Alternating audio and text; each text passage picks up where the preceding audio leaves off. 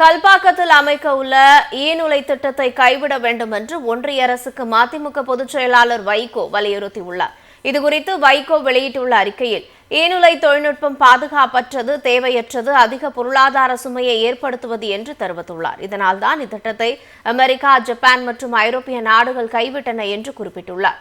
இவ்வுலைகளிலிருந்து வெளியாகும் கழிவுகள் அணு ஆயுதங்கள் தயாரிக்க பயன்படுத்தப்படலாம் என்கிற சந்தேகத்தை பல அணுசக்தி துறை நிபுணர்கள் எழுப்பியுள்ளதாக வைகோ சுட்டிக்காட்டியுள்ளார்.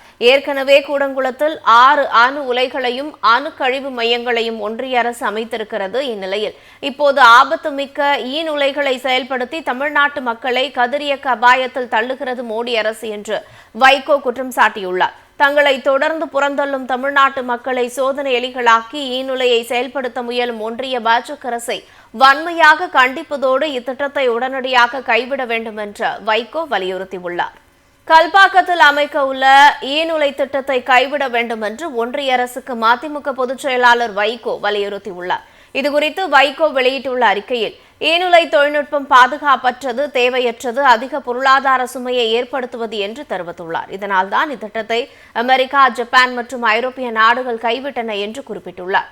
இவ்வுலைகளிலிருந்து வெளியாகும் கழிவுகள் அணு ஆயுதங்கள் தயாரிக்க பயன்படுத்தப்படலாம் என்கிற சந்தேகத்தை பல அணுசக்தி துறை நிபுணர்கள் எழுப்பியுள்ளதாக வைகோ சுட்டிக்காட்டியுள்ளார். ஏற்கனவே கூடங்குளத்தில் 6 அணு உலைகளையும் அணு கழிவு மையங்களையும் ஒன்றிய அரசு அமைத்திருக்கிறது. இந்நிலையில் இப்போது ஆபத்து மிக்க ஈநுலைகளை செயல்படுத்தி தமிழ்நாட்டு மக்களை கதிரியக்க அபாயத்தில் தள்ளுகிறது மோடி அரசு என்று வைகோ குற்றம் சாட்டியுள்ளார். தங்களை தொடர்ந்து புறந்தள்ளும் தமிழ்நாட்டு மக்களை சோதனை எலிகளாக்கி ஈநுலையை செயல்படுத்த முயலும் ஒன்றிய பாஜக அரசை வன்மையாக கண்டிப்பதோடு இத்திட்டத்தை உடனடியாக கைவிட வேண்டும் என்று வைகோ வலியுறுத்தியுள்ளார்.